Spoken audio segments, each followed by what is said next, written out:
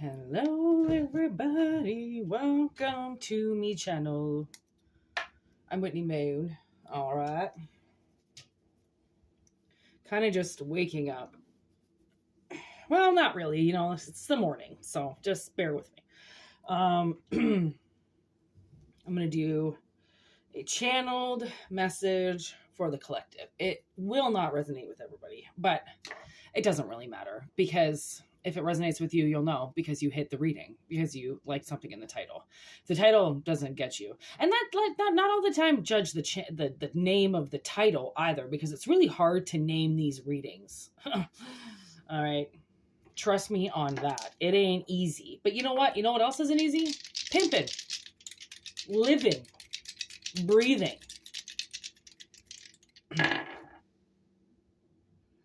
Wow. I don't think that's ever happened before. Sagittarius. Where's that arrow? Yeah, Sagittarius. There it is. Sagittarius and Mars coming in. I was like, I don't think I've ever had both of the arrows come out. And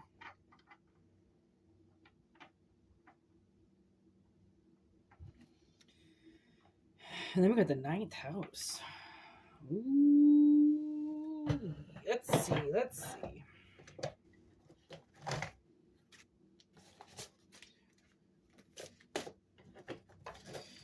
And I'm getting this Kill Switch Engage song, End of Heartache.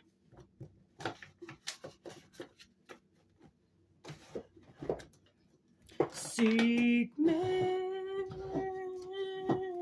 call me, I'll be waiting. Oh my God, the 9th house is Sagittarius.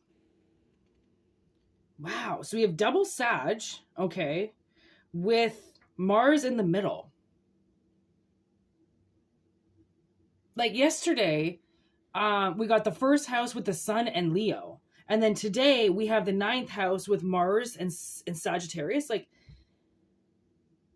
that, we're going to get very, very, very magical and special readings come through. So thank you, public, because you're the ones that make this happen. You're the ones that get this energy to come to me so I can channel it. I just saw a spider and it disappeared very quickly. My love for spiders has increased astronomically over the last couple of months.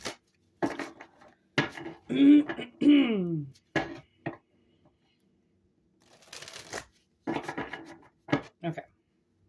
Give me this Sagittarius, please. I'm getting something could be a relief. Wow.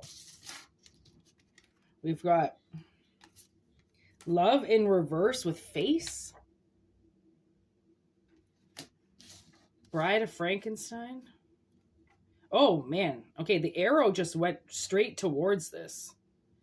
So I almost feel like somebody could have been wearing a mask in a relationship, and the relationship, although it looked like love on the outside, it wasn't. It was somebody's fakeness. It was somebody's ability to put things together even if it didn't work. Right? I almost think like someone's got an ability, okay, to make things happen. And manipulate the frequency in which people see it. So it's like somebody's created a mirage around you. There's an energy here that's a mirage. Now we got animal instincts in reverse with Earth. So they didn't ground the right energy. They didn't, whoever you're dealing with did not listen to their instincts. Okay. And they let something go. They let something go to be experimented on and changed on, and they didn't say anything. They didn't say anything about it. See how much I'm getting interfered? I feel like if this is directly to you, then on the top of the deck we have Warrior. So this just goes to show that's obviously the Sagittarius energy now coming out from the 9th house. how this person was driven, okay, they didn't follow their natural instincts where they were going, right? Maybe because they were wearing this mask, maybe because they didn't really know what love was. So you have had to fight this person or battle these people in some way in order to protect your house, to protect yourself. Pan's Labyrinth. Now I'm getting at the end of the movie when her mother dies and then she has to be forced to live with friggin' El Capitan, okay? She grabs her brother and she leaves, she escapes. Because the fawn helps her. The fawn helps her escape to the labyrinth where that she gets into her portal where she goes back to her family. So I almost feel like you were driven away from, maybe you were driven away from certain family members or you were driven away from people. This was like a nightmare come true. This was a very, this was like a childhood story gone wrong. Like the way that Cinderella is, right? The stepmother comes in and treats her children awesome. But then, is it Cinderella? Yeah.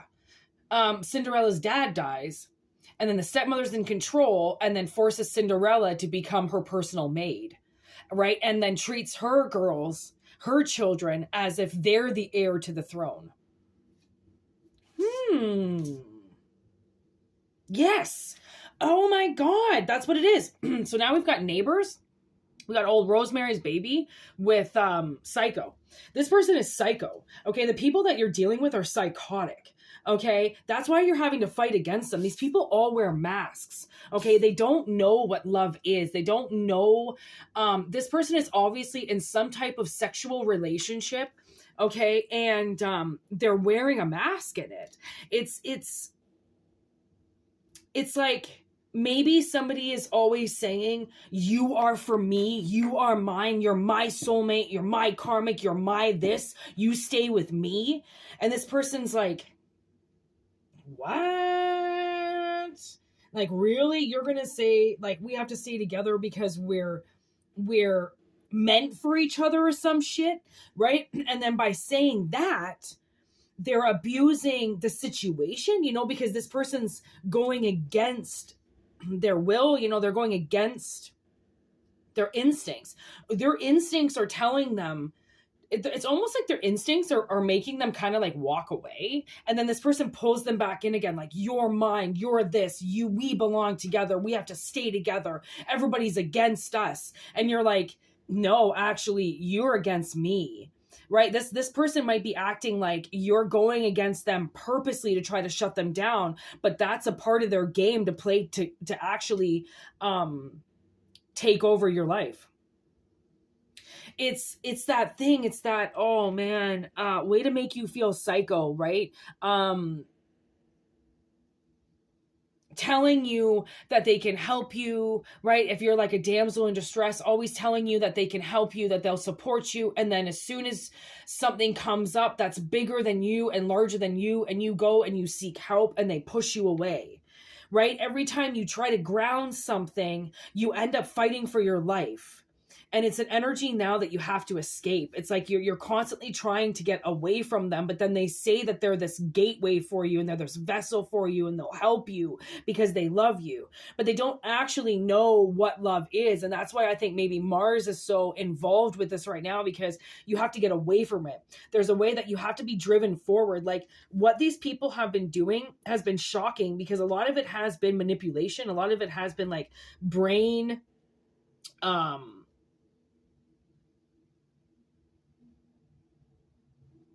brainwashing.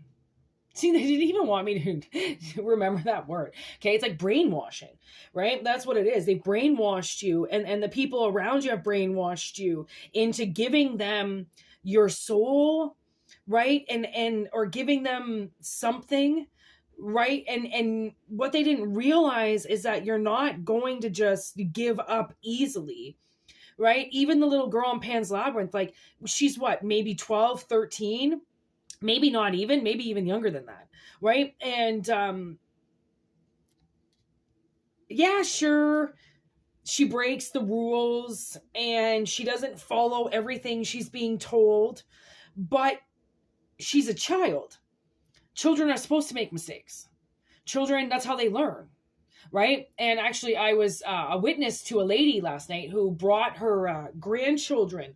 She was eating with her grandchildren, and the little girl that she was with, she was walking, but she still had a bottle and a diaper on.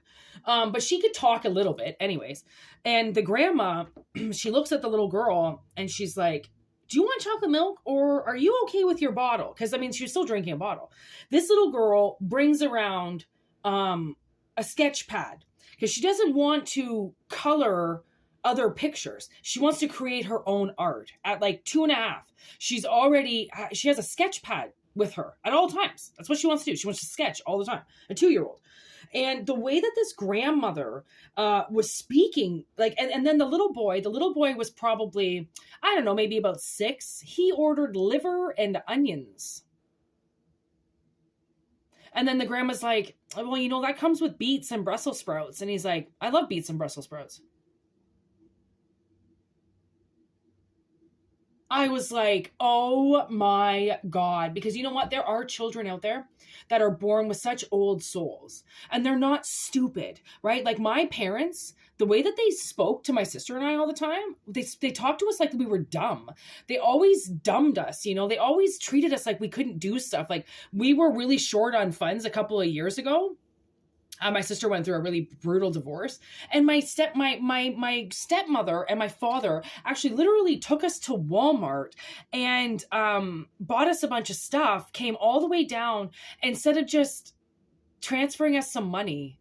Like I was like fucking 34 years old. My sister was 37 years old going through a divorce. And there's my parents, won't even transfer us money. They have to physically come. They were holding hands, walking behind us while my sister and I were filling up the fucking lawn, like the grocery cart, like we were 16 years old going to the dorm room in college. Like we kind of just figured out that the way that my father and his wife treat my sister and I, like we're children. Like we can't make decisions on our own. Like, bitch, if I was that retarded, do you think I would still be here? I've been on my own since I was 20. I've been on my own for over 18 years.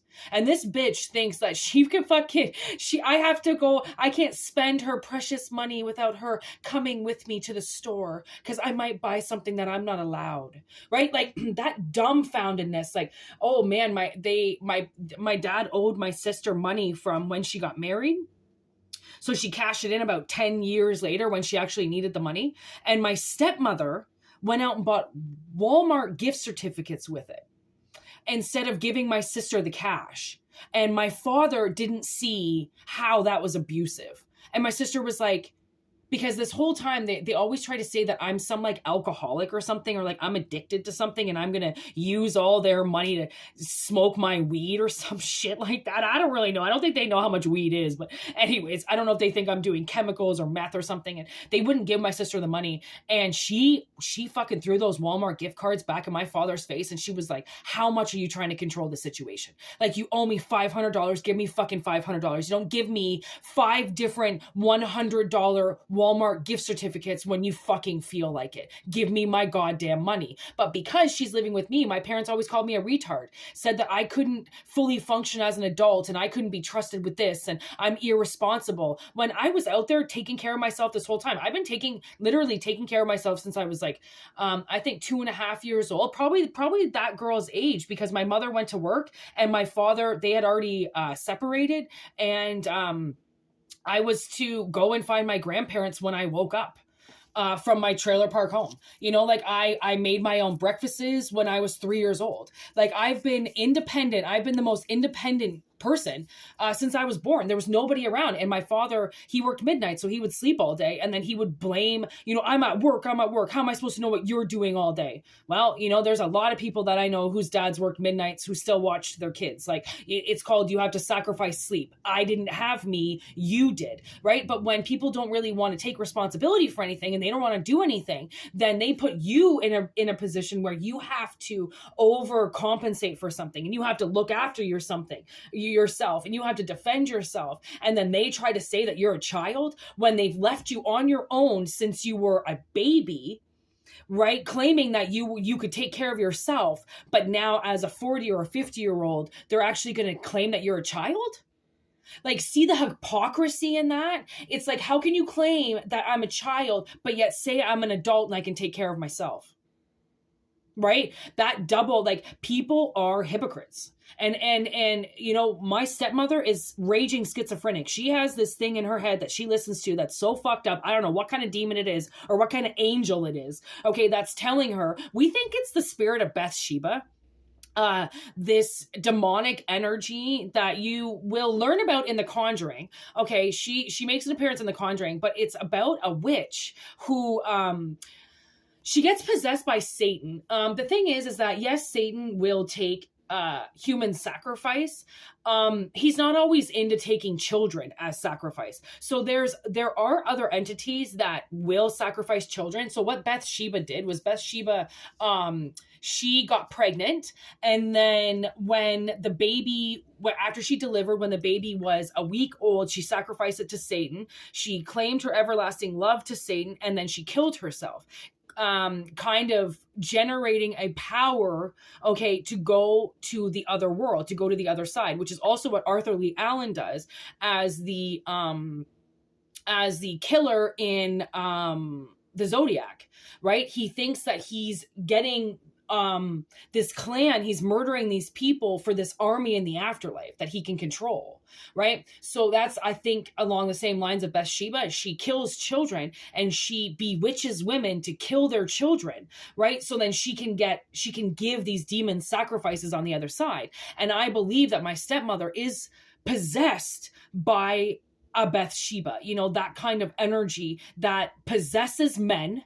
Okay, they have the ability to possess the man and then sacrifice the child behind the man's back. And then the man just sees love. Oh my God, that's what it is. The man just sees love. He just sees his undivine devotion to his wife. And now I'm getting that Ruby Frankie lady. Once the husband found out that Ruby had been arrested, the cops arrest him, they bring him down for questioning, tell him everything. His first thing that he fucking says is my wife okay? Okay, she's been charged with like 4 counts of child abuse, and the first thing he asks is if his wife is okay, not his children. Not his child, not the one that was emancipated, that just got picked up from the ambulance, that was fucking held hostage by his wife and her little lesbian lover. But he asks how his wife is doing. And that's a typical response. That's exactly what my father would say. My sister and I were homeless, and his wife won that battle. And we stayed with our abusive aunt because his wife didn't want us in the house. She would rather my sister and I live in our car. She threw $1,000 at us and said, fix your life. Thank God we had an aunt that we could go to who, by the way, once we got there, abused us from day one. She manipulated us. She stole our money. She stole our energy. I had nightmares about her. It was awful. And then she kicked us out and stole all of our plants and then locked us out of the house. And my father, in the middle of all this, told my sister and I to give my aunt more respect, and maybe she'd let us stay there. My sister and I didn't do anything. We were out working every single day, 10-hour shifts in our cars trying to make money. We ended up at a motel until we moved because my friend, 4 provinces down in the country, found us 2 bedrooms to rent. So it's like, you got to sometimes take a look at where you come from, your foundation, how much you've been abused, how much your parents have abused you, beat you up, put you in these positions where they said that you should be able to get yourself out of it. You should be able to help yourself, when this whole time they're out to destroy you because all they want is the love of the man. They just want the love. They don't care. It's a twisted, fucked up love that they have to kill things for. And they think that's what love is. I've kind of been trying to teach my father what love is and how much you have to sacrifice for it and how much you bleed for it and how much you've got to do for the ones that you love. And you don't just give your wife everything. because she's having a temper tantrum that day. What they don't realize is my father bends over for his wife, who he thinks he can't live without. What he doesn't understand is she'll never leave him because she's got nowhere to go. She has no friends, no family that like her, no money of her own. Where is she going to go? But he sacrifices his relationship with his children to keep his wife happy, whom he believes I always wanted him to divorce. I never once said that. He was a fucking prick before he married her. He didn't care about my sister and I. We almost got kidnapped multiple times because my dad was off fucking around with some girls on the beach or letting my sister and I drown. My father didn't give a shit about my sister and I. And then when Cindy came around, Cindy took all the fucking, she took everything. She took over the control. She took over how my sister and I acted, how we dressed, where we shopped, what we did. I wanted my room full of whales. She told me I had to have kittens on my walls because my sister had dolphins and we weren't to like things that were the same. I mean, the abuse sometimes that you can sustain from a loved one because you feel like you have to give them this as a source of respect. Right? Like I had to bow down to Cindy all the time in order to show my father I respected her. Why do I have to respect somebody that I don't know? Who's literally displacing me, stealing from me, and turning me. And she's not my mother. But I have to respect her. I have to give her her boundaries. I have to make sure that she's got everything she needs. There are some parents out there and there are some relationships that are out there that are around you who are forcing you to do things for them to make the relationship work. Right? Like these men, who retired from General Motors, who claim that they have to, if it's not a happy wife, then you don't have a happy life. Like, they had this all little meeting under their congregational roofs and talked about how much they had to bend over for their wives because they worked 10-hour days. And their wife didn't like it. Well, guess what? If your wife doesn't like that you're working 10-hour days, tell her to go out and get a fucking job herself. You know what I mean? Like, honestly, I cannot stand women. I really can't. I can't stand how controlling they are. I can't stand how whiny they are. I can't stand how much they put dicks on a pedestal. And if they don't have a husband or they don't have a boyfriend, they've got nothing. They've got absolutely no independence for themselves. They've got no confidence. They attack children because they don't have anything else better to do with themselves. Like my stepmother has nothing that she really likes in her life. She's got a lot of hobbies that she feels that are demanding on her and she has to do in order to make her house look good. She has to do these things in order to make her life look good. I have hobbies that I enjoy because I have free time. Right? There's a difference between the people who do things because we're in our life and we're living, and people who are trying to control things because they have nothing. Right? So I'm getting this kind of sense that like this is where this energy is headed right now. This is a very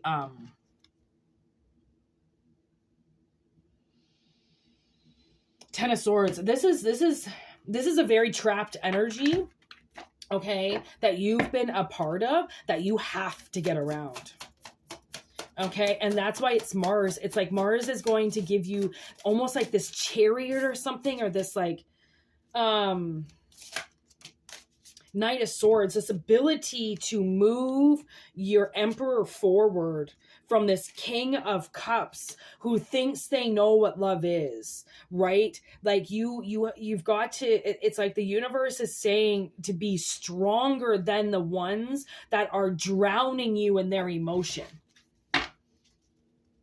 right? Trying to make you feel sorry for them when you're like, bitch, you've been acting like you're the most stable one in this whole foundation. And now all of a sudden I've caught you on this and I've caught you on that. And now you're going to try to say that you're just like everybody else and you make mistakes and you need to be forgiven like everybody else, but you didn't forgive me. My mistakes you fucking put up on the bulletin board so you could point at every single time I did something else wrong and go, well, look at all the things you've done wrong, but you want me to forgive you for everything? Right? It's like, I feel like somebody's going to get a little taste of their own medicine. And they don't like that. Okay, that's why we got the wheel in reverse with this massacre of bones, which is the King of Wands, where it's like this person's fire is getting nowhere. I almost kind of hope that this person's fire, okay, and their rage inside of them, which is all the Sagittarius energy, all this rage, I really hope that it leads them, oh man, look what was up. Like, oh, right to their death, right to their transition. right to the point where you have to physically watch them change, because something I hope is going to happen in their life, something life changing, where it's like their house burns down, or their child dies, or their husband dies, or something in the story is going to happen. Oh my God, look at that. As I'm holding it, fucking Sagittarius energy in reverse. There's Temperance right there. You see how what they think this cup is? Okay, they think that they can take this cup and just dump it all over you all the time. And that's just going to save everything. And it's like, no, because then what happens afterwards? You're gone. Okay, you don't talk to me anymore. You dump all this bullshit on me and then you disappear. Okay. Ooh, the Divine with the Fool in reverse. It's like, I feel like this person's connection, they could have a physical connection to you, okay? And by cutting this cord out and by this Wheel of Fortune coming in, I feel like they start to get misguided. Like they can't use your energy anymore. They've talked so much and they've had you on their tongue so much that once they have to stop talking about you, okay, that's where they have to transition, because that's where their life has to change, because this person could be putting you in front of everything and making it seem like you're the cause, you're the root, you're the thing grounding this energy. 10 of wands on the top there, 10 of bones. It's like,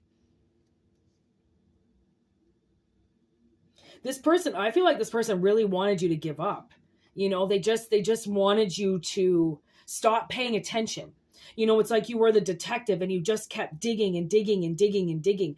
And they just expected you to go away. They thought that their measly little words and their tears could make you stop your inquiries. And you didn't. You kept getting the information.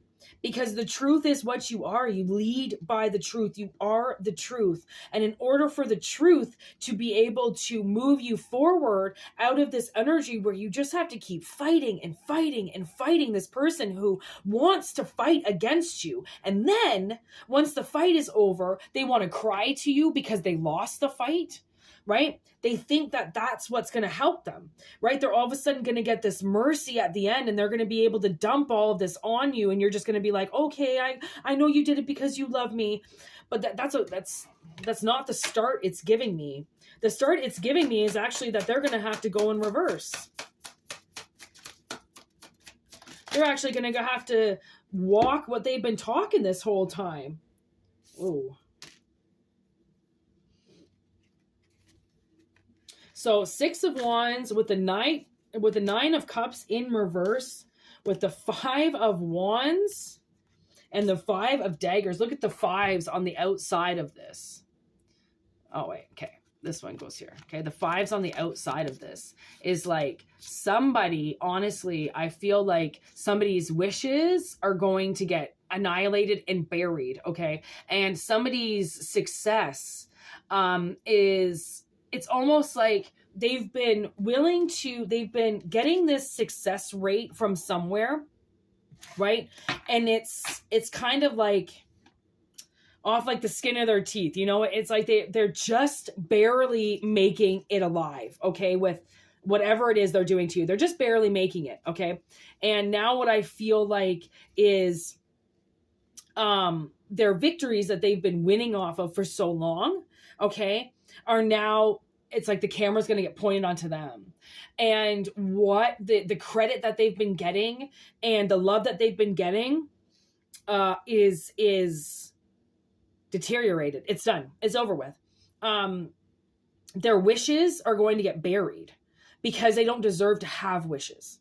They don't deserve to get what they want all the time if they're just going to fuck you over with it. You know what I mean? Like some people, they think they're allowed to do whatever they want. You know, they really do. They think that they can hurt people. They think that they can steal. They think that they're going to be right about it. They think that whatever fucked up thing is going on in their head, everybody's going to believe. And it's bullshit. It's just something that this energy inside of them is trying to get them to believe, like they're this Bathsheba, you know, who was convinced that she was talking to Satan, right? It's like sometimes people are convinced that something is happening, and they're convinced that something's happening because they're crazy.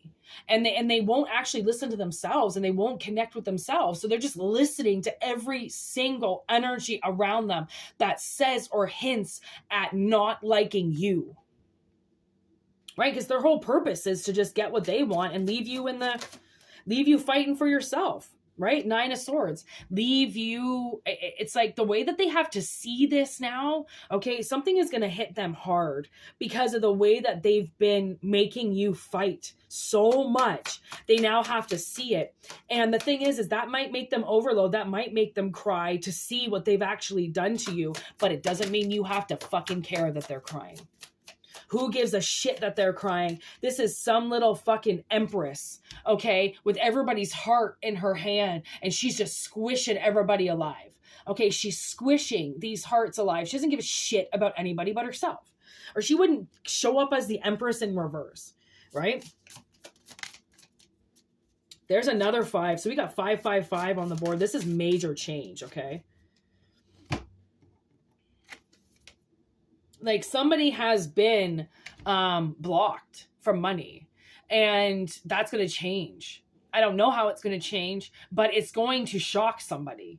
Okay, like something is really going to shock you, and I'm not quite sure what this whole shock is about, right? But I think it's just more or less finding out how many people have really been sabotaging you, finding out how many people have really been controlling you and brainwashing you to believe that this is life, and it's not life, right? Like life shouldn't be this hard. That's the thing. Like, yes, there should be moments where you learn and moments that are tough, but not the whole thing, not from start to finish. It shouldn't be this hard. Right? But someone's trying to tell you that like the harder it is, the more it shows that you're working. No, the harder it is, it just goes to show how much you're being fucking manipulated, right? Shows how much you're being fucked with, hexed, cursed, right? So it's like they are trying to derail you from figuring out a lot of what's happening around you, which is your typical Empress in reverse. That's your typical nasty, fired up energy, okay, that expects you. This is something that's been happening for a really long time. You know, they really expect you to keep fighting for your life until death. Because, you know, I guess it's something that they say, if you're not fighting for your life, you're not living at all. And I don't know why this person would say something like that, because it's not like they're fighting for their life. They're just fighting for their lies to stay covered. But now their lies are getting uncovered, and their wishes are now going to get buried. You can't bury the truth. It's always going to surface. It doesn't matter when it surfaces. It doesn't matter how it surfaces. It will surface. And people can't hide it forever. And that's what I find really funny about people who think that they can hide evidence. Because yeah, sure, there are people out there that get away with it, especially way back in the day when we didn't have like criminal analysis kits and stuff, right? And we couldn't test blood and urine and all that shit. When that was the case, then yeah, a lot of people got away with some shit. But now that the collective is awake, and how far we are with DNA, right? You know, it's kind of funny that this person thinks that you're just going to keep fighting for something, when you know that it's not about the size of the dog in the fight. It's about the size of the fight in the dog. And that is honestly one of my very favorite fucking lines. That's from Hustle and Flow, by the way. If you haven't seen that movie, you should. Terrence Howard fucking kicks ass, that DJ. But you know, they underestimated you because the fight inside of you was something that they never anticipated would come out. And I did see this video just when I was about to go live, and it's called Beware of the Dog by this artist named K.O. And it really is like, you know, beware of the dog in you. Beware. People need to fear the fight of the dog that's inside of you, because it doesn't matter what you look like. And it's so funny because, you know how they say, like, don't judge a book by its cover. Don't judge a person by its cover. You know, like, you don't know what people have been through. You don't know how much they're willing to fight, and you don't know what they've had to fight for. So how can you, right? If you don't know what somebody's had to fight for, then you certainly can't judge how well they're going to fight in the fight for their life. Now I got that song in my head, Beware of the Dog. Beware of the dog. You know, like, honestly, people need to fear you. And I think that now this person's, they're going to get a little taste of their own medicine with you. And maybe they're the ones that are going to be shocked. Maybe they're the ones that are going to be like, I didn't expect you to have done your homework, to have done your research, to have gotten a lot farther down the road than what you really did. Like, considering you didn't get any help, considering they didn't stop, they didn't ask you, they didn't support you. So now that you've made it to the finish line, they're like, oh, well, you got here. Yeah, I did. And not thanks to you. So now I'm going to fight you, right? It's like sometimes you have to wait, especially when people start getting old, you have to wait until you fire at them. You have to wait for your counterattack, right? And then you wait to counterattack when you know that the enemy has no energy, right? And especially right now, man, people are out, they're getting drunk, they're doing whatever they want, they're friggin' having sex with everybody, and they're staying out all night, and, school's out, friggin', fucking party like Central, friggin' Garth and Wayne, here we come. And then there's you, you're still working. You're still doing everything you got to do. And they're like, oh, well, you're not partying and drinking with all your friends like I told everybody you were going to be? Nope, I'm still working. I'm still doing the 9 to 5. What the fuck are you doing? Like, you're not supposed to be retired. You're supposed to be still working. What are you doing? Right? So it's like, this is I think this is an overtime reading. I think this is something that has taken a really long time to come out. Like centuries. You've got 20, 30, 40 years on this bitch, right? Of her taking your heart out and then pouring their tears all over you. Like, suddenly you were just going to give a shit about them when they've been making you fight till the end. And then you're just going to be like, okay, yeah, I love you. I know you made me fight for my life this whole time and it made me stronger. You showed me tough love. That's really what this person, and a lot of these readings right now are coming out, I'm saying tough love. And I did not realize that. I did not realize I was saying it as much as I was, because I think there are a lot of parents now that are being busted for this so-called tough love behavior. Tough love doesn't exist. It's called you don't like your child and you don't want to help them learn. So teaching them tough love is a part of abuse. Anybody that says tough love, you say right away, that's abusive. Tough love is abusive. That's abusive. You're abusing me because you're not willing to teach me. You're not willing to help me, support me. You're just going to tough love me as if what? If I don't pass, I die? Because what? You think you're God? You think you can decide who lives and who dies because they're your child? No. You put them on here, which means you have to take care of them. It's not your job to kill them. You actually have to make them live. So, message most likely to your parents. But it's going to be different for everybody, okay? So take what resonates, leave what doesn't. Yeah, thank you for your likes, comments, and subscribes. Thank you to all the new people. This is so awesome. I'm so happy that everybody's here, enjoying the channel, enjoying what I do. I love what I do, so it makes sense that I'm doing it, and it makes sense that people are attracted to it because it's what people need, honestly.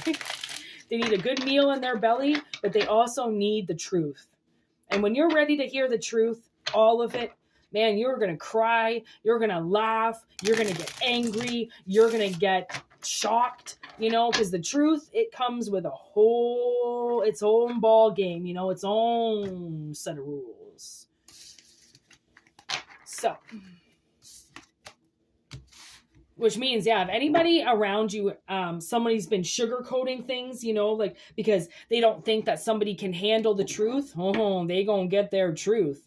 And that person ain't gonna be able to sit there and go, oh, honey, can you handle it? Can you handle it? They're gonna have to eat this shit, whether they can so-called handle it or not. Your ability to handle things is a lot higher than you think. Okay? Trust me, I would know. I lived with bed bugs for over a year in this one apartment that I was at. Okay, my PTSD because of that is so bad. And, we had roaches. I have roaches where I am now. We've got rats in the walls. We've got squirrels in the ceilings. The rats chew holes in the walls and then come in and eat our food. We had 3 rats in our house the other, last month, I think. and I saw them at like 6 a.m. when I turned the lights on. All of a sudden they were running around the kitchen. And the shit that my sister and I have had to sustain in life, like, trust me, you can handle a lot more than what you think you can. Okay. Like the fact that I can handle what I do and she can handle like where we live and our landlord and how, there's smack addicts that live next door. There's junkies in and out of my building all the time. I mean, where I live is so it's so dangerous that at this point in time, I'm pretty much numb to it. Like, I'm like, you know what? Gunshots go off at least once a week, if not twice a week, outside my window. This is where the alley is, so that's where they always fight. And I'm just waiting for one of those bullets to come right through my wall and kill me. I'm just waiting for it at this point in time. And, if I do get killed because of where I live, I'm going to be so thankful for it, because it just goes to show, I mean, I've tried to get my parents to help, because all it is just credit. My sister and I don't have credit, so we can't move. There's credit checks everywhere, and then the buildings that don't have credit checks are fucking full of bed bugs and cockroaches and fucking meth addicts, right? So it's really hard for us to be able to move. And I reached out to my parents, and I've told my parents where I live, and I've told them how much we need help, and they don't answer. They don't say anything. They don't care. So if I die, or my sister dies because we're here, then that's what gets put on the gravestone. You could have helped and you didn't. Thanks, Mom. Have an awesome weekend, Dad. That's what it's going to be. That's what's going to be on our coffins, because at this point in time, we're so close to death here. I really don't know what's going to happen. And, I'm positive. I stay positive for the outcome to be better than what the current situation is. But we all know that most of us are driven by Bathsheba energies and driven by witchcraft and fucking people who want to do spells and take everything from you. And what the thing is that they don't realize is that if you do die over witchcraft, if you do die over somebody's hex or spell or ill wishes towards you, do you know the kind of wrath that you can unleash on their life after you die? Do you know what you can do to them? Oh my God, you're going to set fucking fire to their house. You're going to destroy every relationship that comes near them. You're going to destroy their cars. You're going to take down the buses that are on their way to come get them so they can go to work. You're going to fucking fraud them. You're going to credit fraud. You're going to do everything to them, because you're just going to have that energy where you can jump into people like Fallen, like the movie Fallen. You're going to be able to jump into people and fuck with them. That's going to be if they push you over the edge. That's what's so funny about this. People don't really realize how much power that you have because of the power that they think they have, or they know they have. Well, did they not realize that other people have that power too? Oh, are they just going to figure that out now? Oh, they think they're the only ones? And that's a little fucking entitled brat. I seem to be channeling a lot of entitled assholes. And that's what I do. I love channeling the entitled assholes, because you know what? They're the ones that lose everything because they've taken everything from us. So isn't it in their karma to get stolen from? I think so.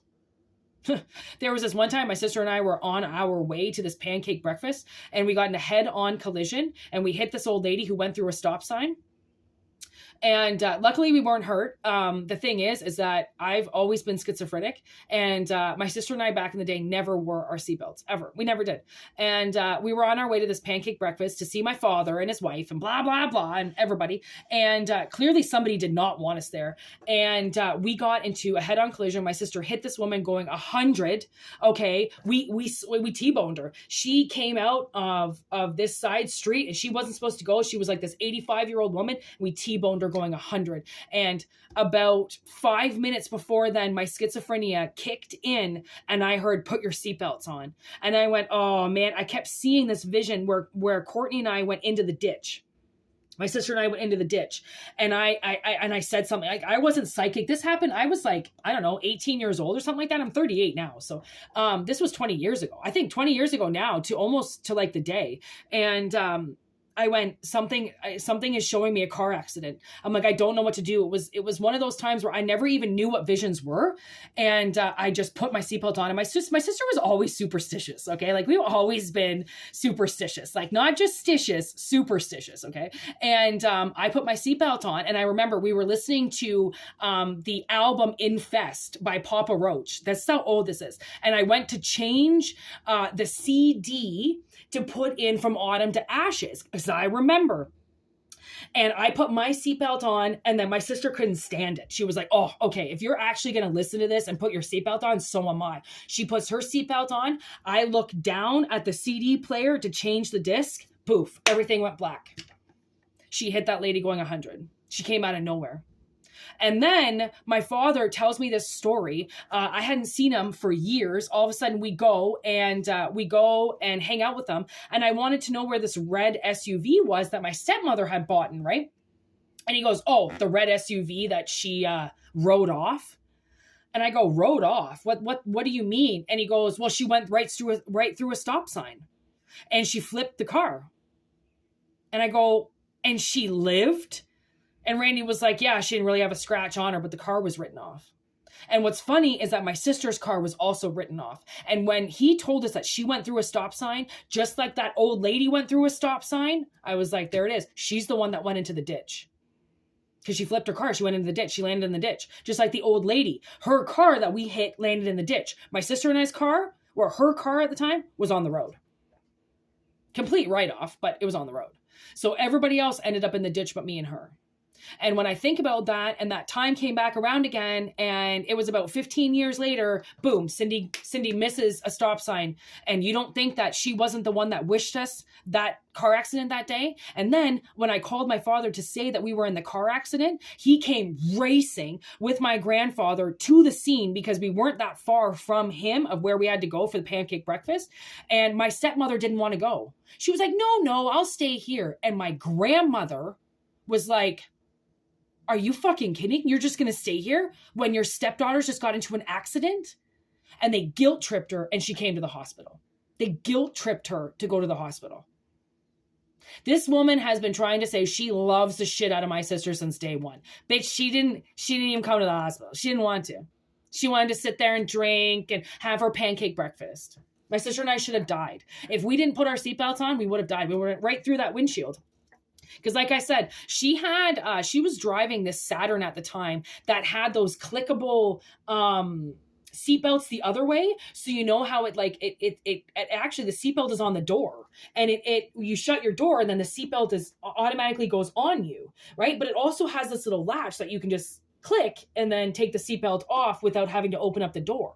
So I think we might have had our main belts on, but I don't think we did. I think we had no seatbelts on at all.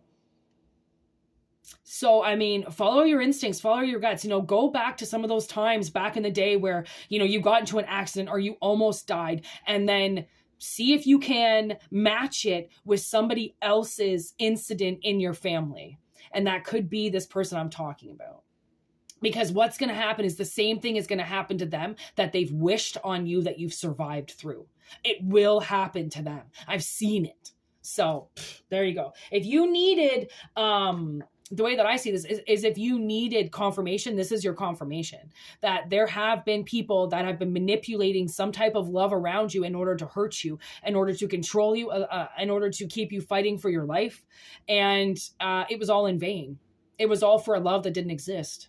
So good luck to them explaining that to their maker when they have to. You know what I mean? Like, whoa. Anyways, peace out. I'm going to say outie to this. I got some shit to do today. So have a great one. I hope this resonated. I hope these people burn for what they did. Namaste. Have a good one.